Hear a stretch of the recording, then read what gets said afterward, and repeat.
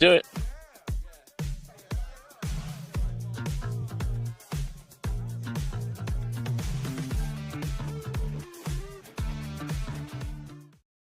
Hi, everyone. You are listening and watching Rashkin Report and then Silicon Curtain, with which I congratulate you and welcome you and ask you to press like and subscribe because, that's what all decent people do these days. They like and subscribe, and if they're really nice, they press that little bell icon because then they know when there's a new video coming out on their favorite channel.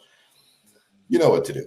Anyway, my name is Yuri, and as my weekly co-host, co-anchor, co-conspirator. There you go. Jonathan Fink. Co-conspirator, yes. We got to the word at the same time. Co-conspirators, that's it.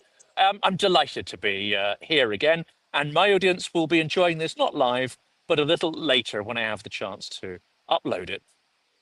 Tell us about where you are. I mean, that's a great backdrop. See, just probably over there, that's the so-called Mother of Parliaments. This building here is Westminster. It's quite a sort of special bit of architecture there. This is the only dry and quiet place I could find in this part of central London. I can't guarantee that it won't absolutely, the heavens might open up at any point, but fingers crossed we get through it without getting drenched. Indeed. Everyone, you can join in by crossing fingers, and we will just begin. Jonathan, there's so much to talk about this week, and it seems like we should, as responsible people in the United States, send our thoughts and prayers to family of Charlie Kirk. And we will talk about what that means a little later as far as what that murder means for the United States and perhaps the world. But I feel like we need to start with attack by Russia on Poland, which is, last I checked, a NATO country, which, last I checked, is supposed to have some consequences. What do you see? Well, what those consequences are. I mean, Poland immediately declared an Article 4, which means, they have some great concerns about the violation of their sovereign territory. It means they're calling upon allies to start to take some steps. Those steps are not defined, obviously, within that. And at the moment, I don't think we're seeing steps that are going to worry the Kremlin at all.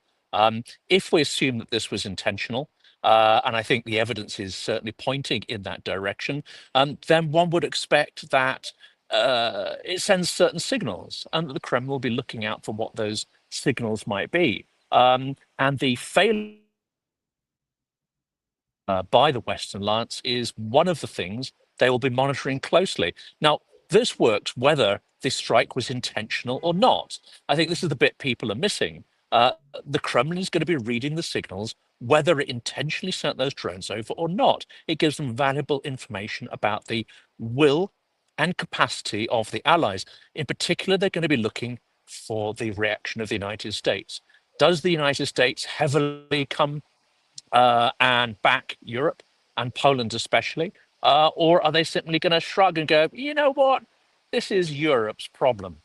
Why would Russia have picked Poland? Well, it's because Alexander stood with Finland, and various, especially conservative politicians in Poland, have the closest relationship to Trump of any Europeans. The only ones who can, in some ways, sneak narratives into his brain that counteract the disinformation he's getting from right-wing influencers. So if Trump shrugs, does a big sort of so what to his most, I would say, obsequious and ardent allies in Europe, that basically means he's written Europe off. Not to, pull my punches here, but they're going to be looking for that kind of signal.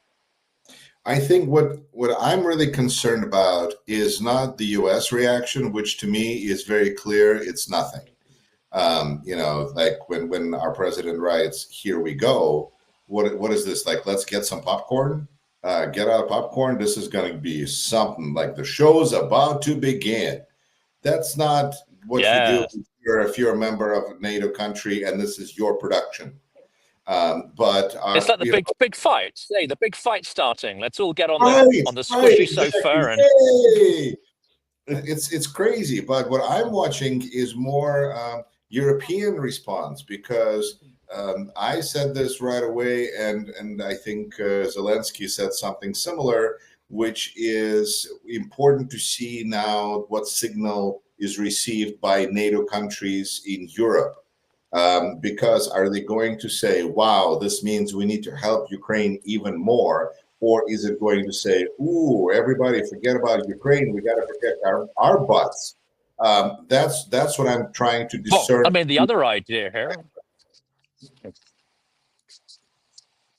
I mean, there's two interesting responses here, or there's two interesting things that could come about.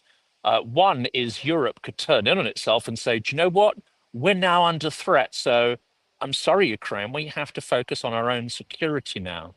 That is maybe one of the downsides of this. It also demonstrates, as one of my experts said this morning, the completing capability of Europe. So Poland experienced a fraction of the drones that Ukraine has to deal with nightly, and they scrambled F-35s, which is not an efficient way to take drones out.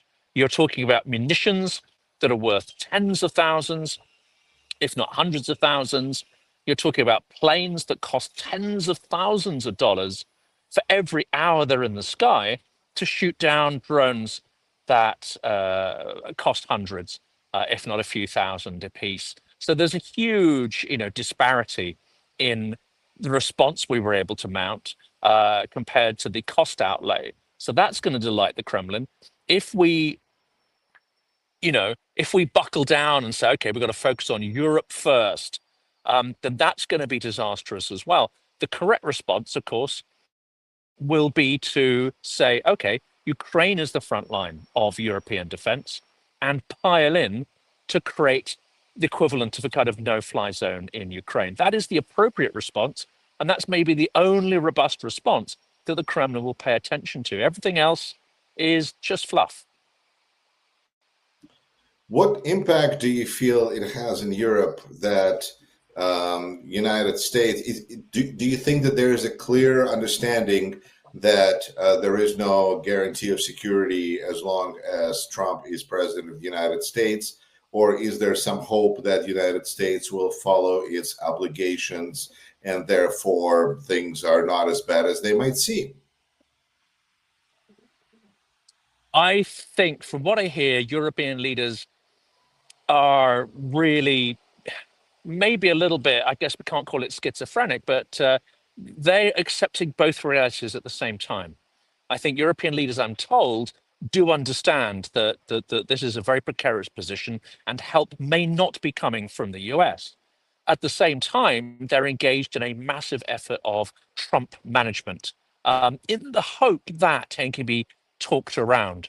And I think that hope, that clinging to hope, is perhaps delaying more strategic decisions and organization.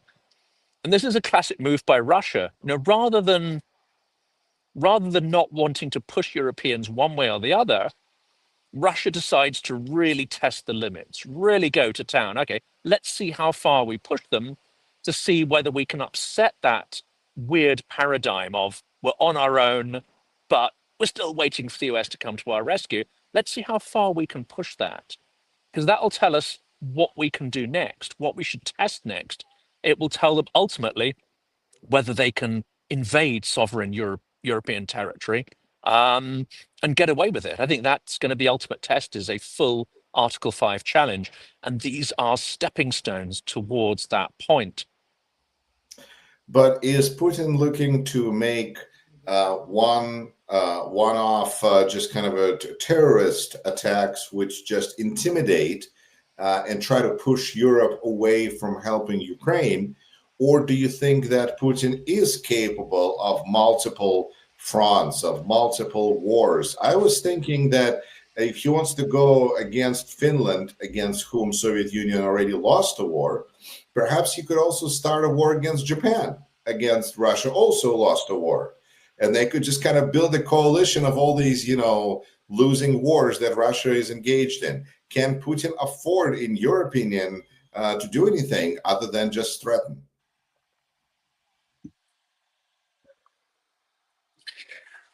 I mean, of course, it's a fallacy to think that this war is going to resemble the previous war, or 1905, or 1914, or 1939. In reality, I think it's going to have,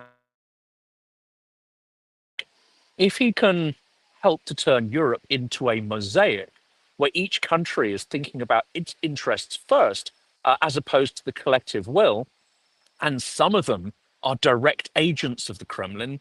Some of them are ruled by politicians who see advantage by taking the Kremlin's money, but still publicly maybe denying that. Then he'll be able to break up that alliance. He doesn't need everyone to be on his side. He just needs to prevent the idea that there's a common truth and a common alliance. And if NATO fails to come to the defense of a country that has its sovereignty violated, then NATO's done.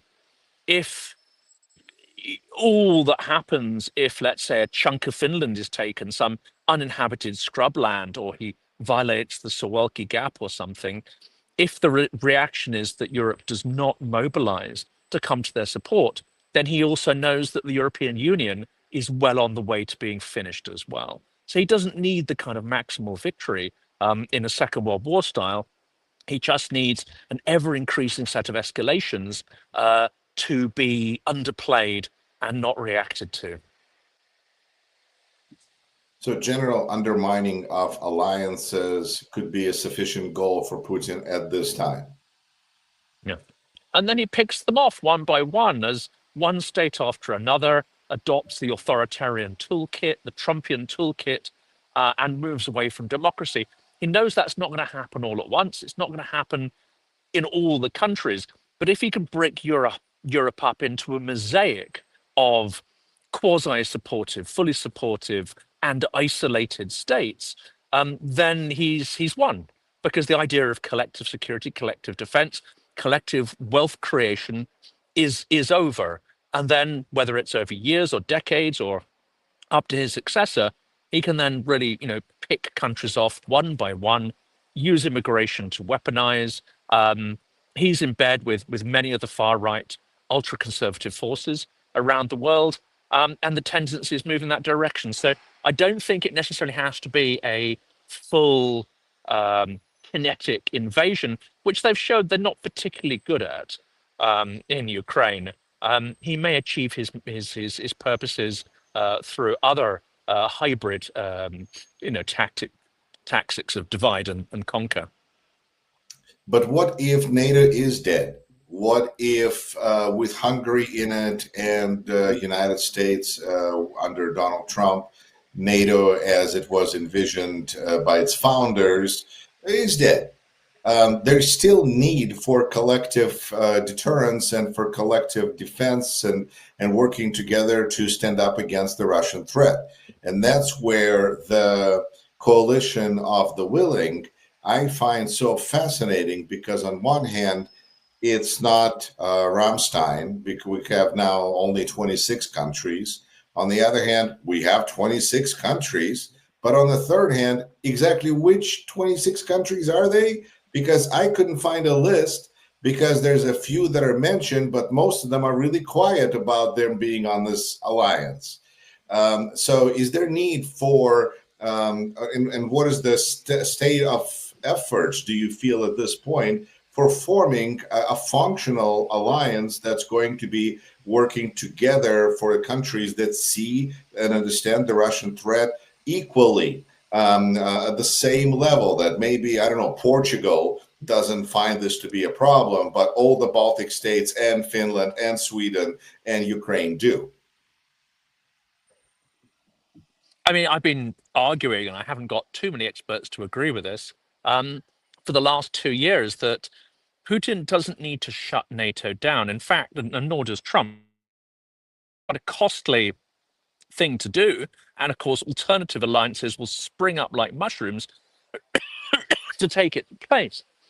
All you need to do is to turn it into a zombie institution, an ineffective institution. And actually, it's much better if you keep the illusion of it going. I mean, anyone who knows their Harry Potter, to use a popular analogy, um, he didn't make himself into Minister of Magic. He didn't shut the Ministry of Magic down because you want to create the ambiguity that these institutions still function, but actually you control them. That is what he's done in Russia. He didn't shut the Duma down. He just made sure that it was entirely controlled. But you still create, the illusion of plurality. You still create the illusion of being in a hybrid autocracy when you're actually in a full one. So it serves his purposes, and I think it serves Trump's purposes to have a weakened, emasculated, um, highly managerial NATO that is still constantly chasing around trying to get Trump's approval, whereas what it already has become is a hollow facade.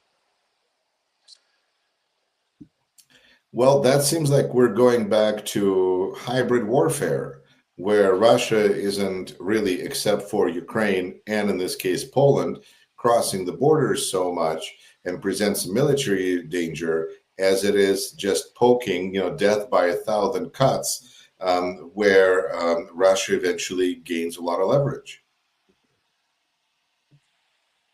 Well, this is it. And I think this, I mean, it's called salami slicing. And we've been aware of this tactic for many decades. Um, and there's a famous comedy program, Yes, Yes Minister, Yes Prime Minister, where they describe this salami slicing. At what point would you launch a nuclear strike against Moscow?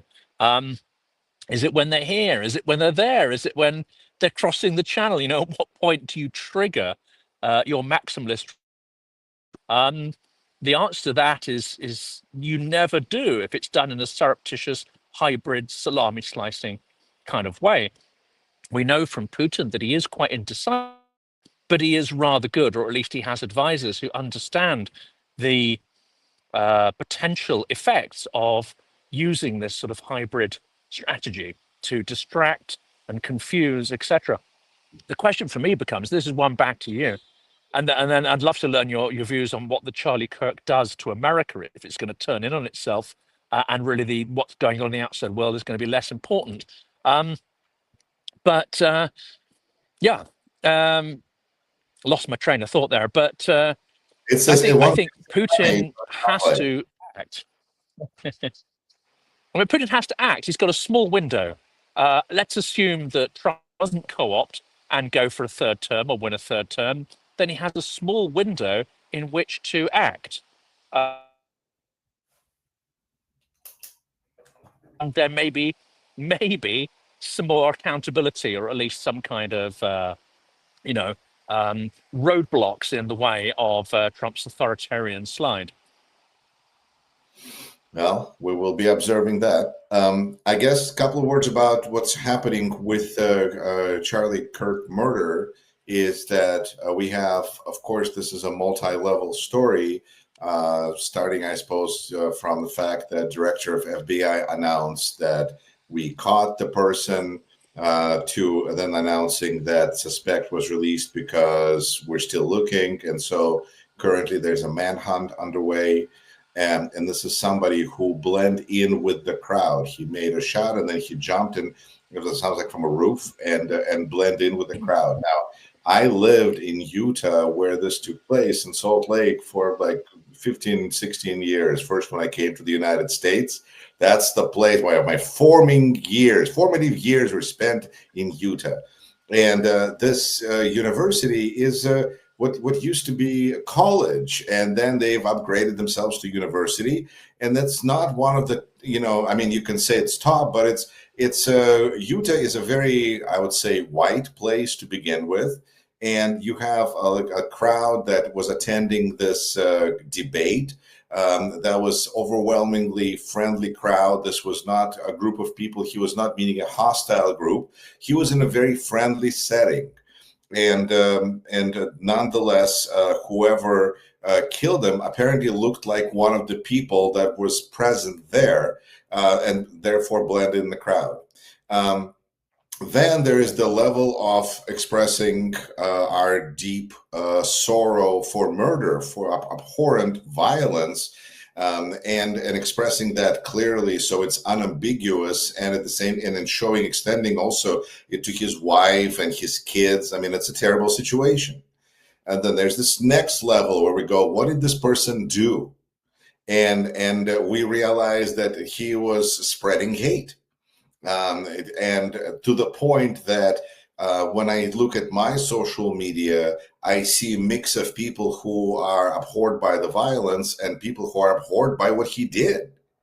And that is, there's in Russian culture, there's an example of Kirov. In German culture and with fascists, there's another example of another person who was killed, and that was like a fire of Reichstag, something that was that tipping point where it was a situation went into a new level. And it's impossible, I think, at this point to say, but we see that we have a very aggressive president. We see that he's got a very aggressive ideology, and fundamentally, I feel that when people lose belief and lose faith in their ability to enact change democratically, this is where violence comes in. This is where it's so important for people to always have faith in the elections, and that through these legitimate ways we can affect change, even if we don't like something that's happening now. And through the level of hate that was brought by Charlie Kirk, through level of and he's not alone. But so that's another level. And then we find out that his widow was actively engaged in this work with him. So feelings are very mixed. It's impossible to tell exactly how the situation is going to develop. But hopefully, and of course, there's also a level of gun violence. Because the weapon, carrying this weapon was technically legal on this college campus. Because in Utah, it's concealed carry. You can do that, and we're always looking at another. At the same time that there was that shooting, there was a shooting in a Colorado school that was almost forgotten or ignored because of this much louder, much more noticeable political, essentially, assassination, and it's a crisis in the United States on many, many levels, and we're trying to figure out what we're going to do. And that's when we see our president come out and say, "Oh, it's the Democrats," and really just Yes. people are asking Immediately as well. Yeah, it's on some level insane, because how can a president politicize a tragedy like this? But it's impossible for him to think otherwise, evidently. And of course, there's an answer, always a political answer, and it's where are the reforms about the guns?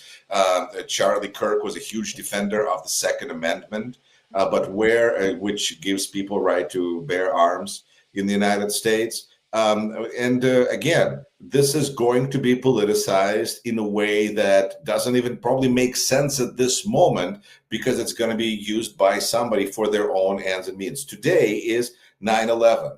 And we saw how that terrible, terrible tragedy of that day, could somebody have predicted on 11th of September or even 12th that we're going to be in Iraq for like 10 or 20 years, and that all of that is going to follow? No, because when we have a crisis, we have political leaders that use that crisis to achieve their own means, to achieve their own goals.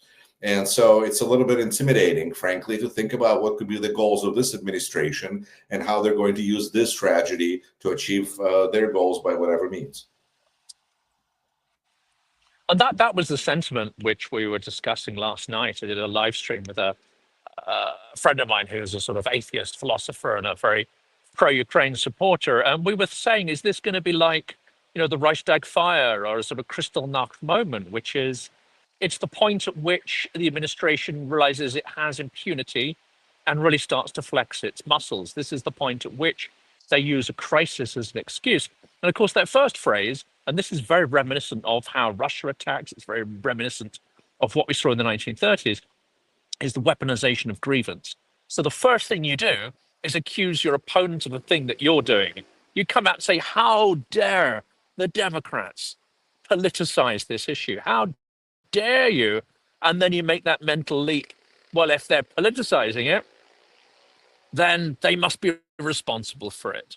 Whereas in actual fact, it's the environment of hate, it's the divisive environment, it's the confrontational environment, it's the environment where rule of law has been degraded and where rhetoric has become off the scale with Trump. Um, Not just the sort of lies, the incessant, relentless lies, but also the rhetoric, which has been extremely violent.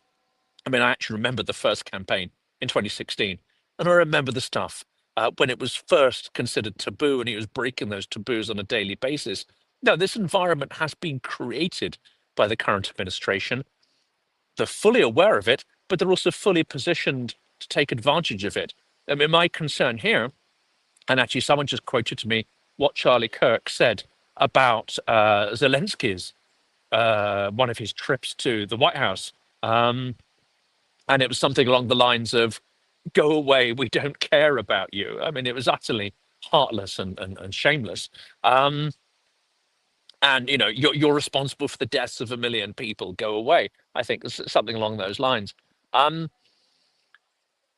the thing is, if you point out these points of reality, then you're accused of weaponizing it. But when the other side genuinely weaponize these issues, that's fine. You can't call that out.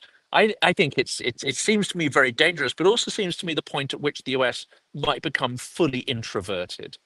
The point at which Putin might think, haha, this is another another inflection point for me to potentially accelerate plans we might have had for provocation. Same with Xi. Look, the US is distracted. The US is not looking outward at this point. Okay, let's see how that fits with the timing of our long-term stepping stones towards full provocation.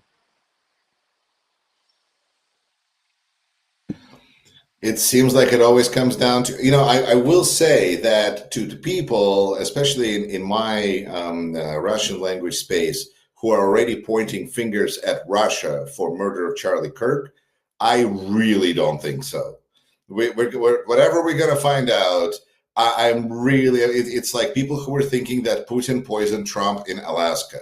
Like, I really don't think so. So sometimes certain things need to be It's pointed the out. same as, it's the same as, they sent Putin's double. And there's actually quite a few serious commentators who actually made videos about how Putin sent his double to Alaska. I really do not think that's the case. But when people are desperate, they go down these rabbit holes.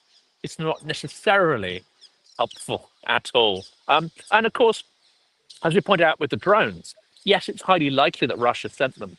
In some ways, it doesn't matter because they can manipulate that situation, whether they were fully behind it or not. Well, they were clearly behind it, whether it was intentional or not. And they can manipulate this as well. They don't have to instigate events in order to benefit from them. How do you see Trump's behavior with Lukashenko as something that is, as I was asked, perhaps a way to pull Belarus away from Russia? Or is this just down that big slippery slope of Donald Trump joining all the dictators and legalizing them and legitimizing them? And that's how it's going to look like, because he's looking at, I think, citizens as their subjects, his royal subjects. And Lukashenko has subjects, and they traded some subjects in exchange for some sanctions, and there you go. It seems very like trying to do a certain maneuver with a certain goal in mind. That's what it looks to me. How does it look to you? Well, I was chastised very, very slightly this morning when I made the assertion to an expert who knows a lot more than I do that Belarus has no agency whatsoever, is essentially a puppet of the Kremlin. He said, "Well, you have to be a little bit careful there. They will have agency in certain areas, and let's not forget that Putin already tried to pressure Belarus into fully joining in his special military operation. And the pushback from the Belarus army was such that they didn't go further. So Belarus does have some agency. However, there are other commands that will come from the Kremlin, which they'll look at it and go, okay, can we push back? Can we not push back? So I think there will be a consideration of, what must we do? What do we want to do? And what can we, feasibly push back on? We don't know how those conversations go down.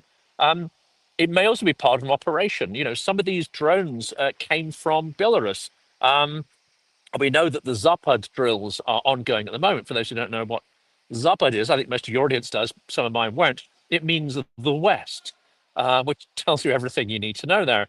And it was the Zapad drills in 2021 that essentially allowed them to, on paper and publicly, they were saying, there's going to be 13,000 troops involved. In the end, there were 200,000, and that was a precursor to the full-scale invasion. We don't know who's gathering. So whether Zapad is just, they're just testing capabilities, and then they're using Belarus to create some kind of plausible deniability smokescreen, who knows? I mean, these are all options. I was asked in an interview, it was cited to me that Belarus is building all sorts of fortifications and strengthening its military installations. And what could that possibly mean? I mean, that's kind of above my pay scale, but that's something that was mentioned to me. Yes, I mean, it could just be regime paranoia. It's this It argument creates that NATO is paranoia. I aggressive like and they got it. Yeah, that NATO's got it in for us, etc. On the one hand, it. On the other hand, this is an extremely paranoid regime, and it's run by paranoid people who believe in the exceptionalism of Russia and who believe that Russia has been the eternal victim of history. And they manage to keep these contradictory thoughts in their head at the same time. Just because it makes sense to us, or even any logical sense if you were to parse it out, doesn't mean they can't simultaneously believe that they are victims of the West, but also superior to the West. Um, so this just could be sheer paranoia that they think, NATO might mount an invasion. Um, Interestingly, there's also these accusations that have popped up that the Finnish government has been overtaken by Nazis, and that Finland is planning to invade Russia. Anyone who's been to Finland will know your average Finn will be like, no, thank you. We don't want any of that stuff. Thank you very much. We don't even want the territories that you stole off us because they were beautiful when you stole them. And now they are a morass of, they're just sort of horrible. They're ruined. So Finland does not want, even if its own, lost sovereign territories back. But you have to wonder, is this a provocation, or are there people in the regime paranoid enough to believe that this might actually be the case? Well, we know that Trump sent Lukashenko some cufflinks, and it's like for island of Manhattan, there were some glass beads exchanged, and so Trump sent Lukashenko some cufflinks, and Lukashenko said that he shall send something back. So it's dictators. It's a different world, Jonathan. Let me ask you. I think this conversation. It's just Uh, to yeah. check it for bugs and toxins. That's all I'd say. Absolutely, yes. They'll crash those cufflinks just to make sure they're safe. Um, but there was a big story in Wall Street Journal that came out earlier, and it's not the one about Epstein case, but it's about the strategy that, depending on how you look at it, whether it's Putin's strategy or Ukraine's strategy, but the strategy being that Ukraine has an army that is a finite resource, and Russia has economy that's kind of a finite resource as well, in a sense that it could, crash and run out of his ability to finance the war. And which one is going to end first? And that Putin is essentially betting that he will outlast Ukrainian army. And I think Ukrainian army is betting that they will outlast Putin's economy. How do you see this equation? Is this a right way to look at it? And how do you see it? This is the way I've looked at it almost since the start of the war. I had a conversation with Ben Hodges back in autumn of 2022, where we basically said that if the West continues with the hesitancy it's shown, then what we've got here is a struggle to the bottom almost to see who will crumble first. Not a traditional victory of the mightiest, but essentially, who will not have the stamina to keep going the longest. So I think that has been absolutely clear for 3 years.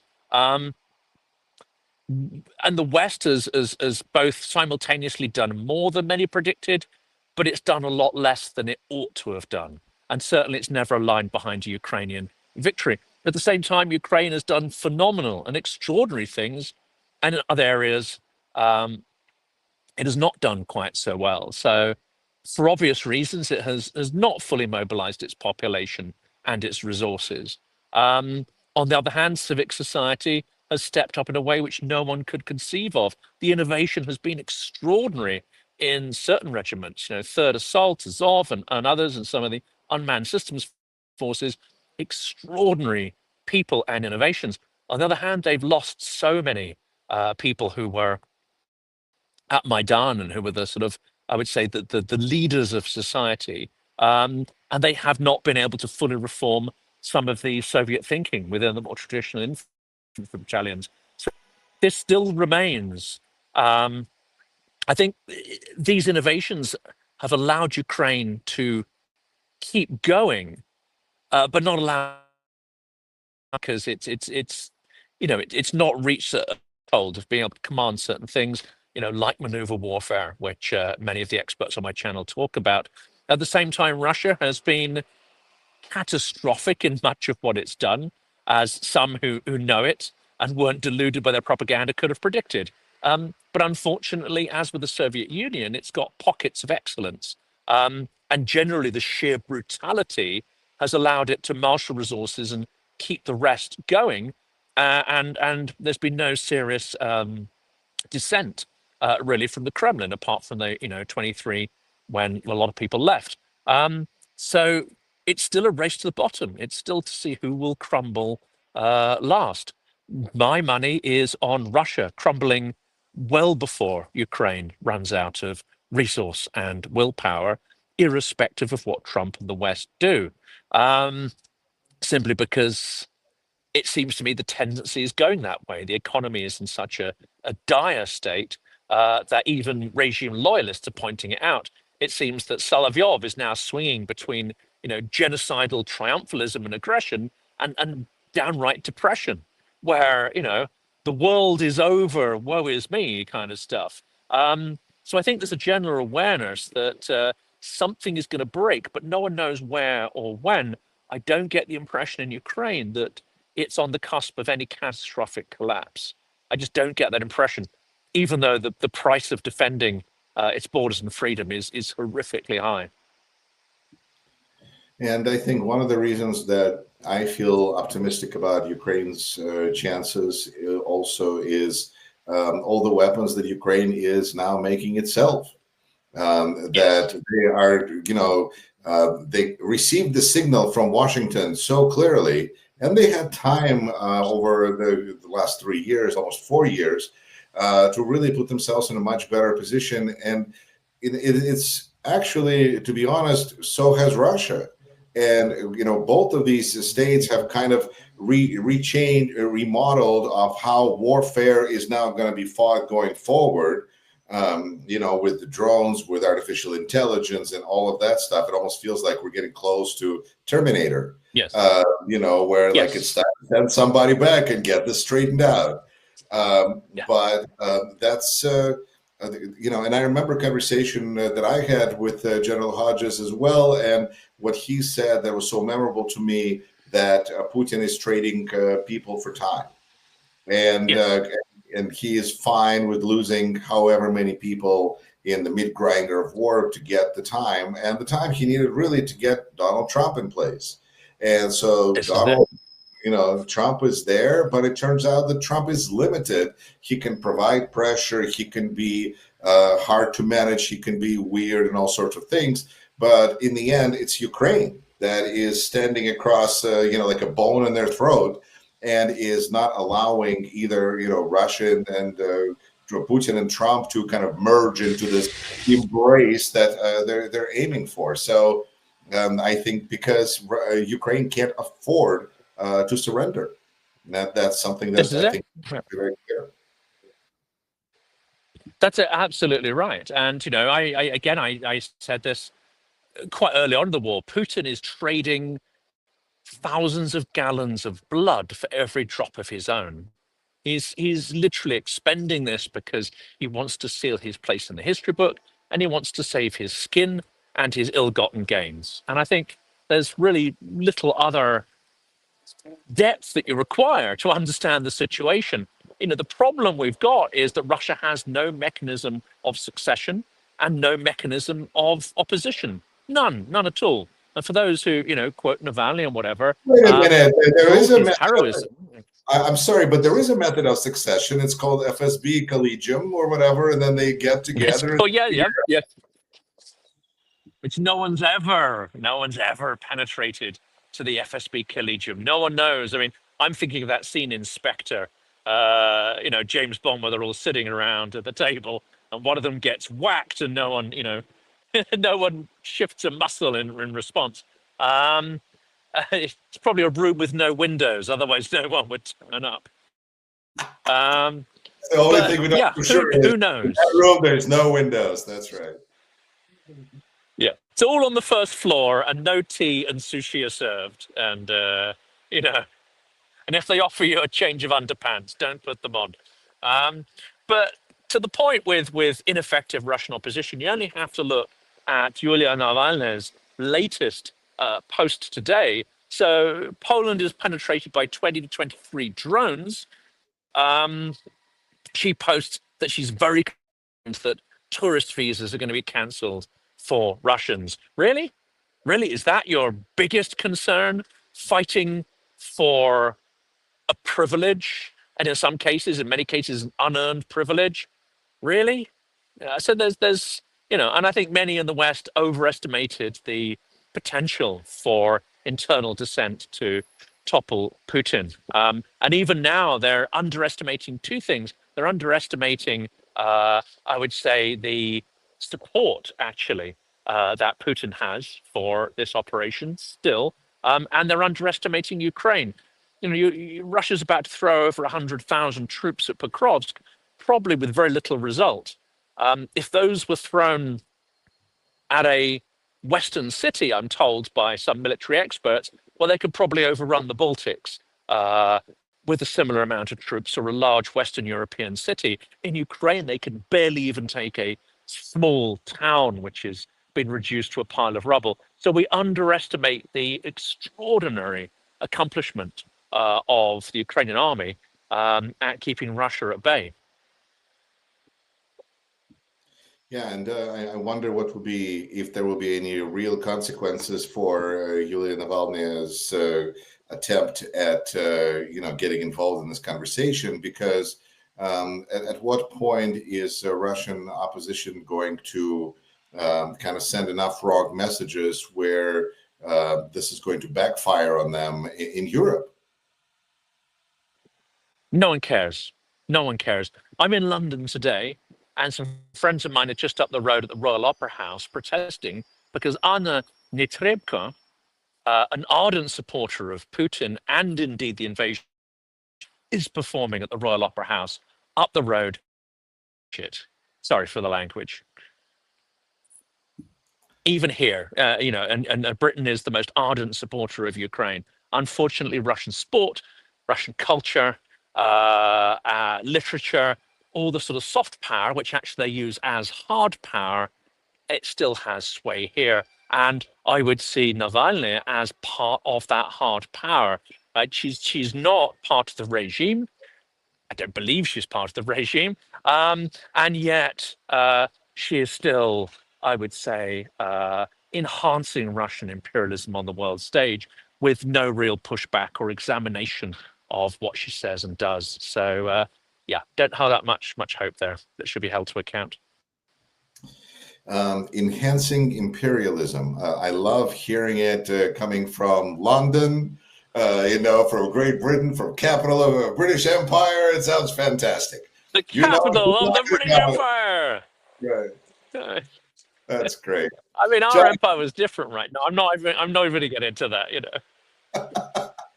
Jonathan, thank you so much Our for. empire did some terrible, terrible things. See, you're just you're so not Russian. You're supposed to say our empire is great. It does great things. It brings great culture to people and dance ballet monkeys. Great British culture. Yeah, yeah. Jonathan, thank you so much for your time. Thank you to everyone who took the time to spend it with us. Press like and subscribe for Silicon Curtain and Rashkin Report in English. Thank you and take care.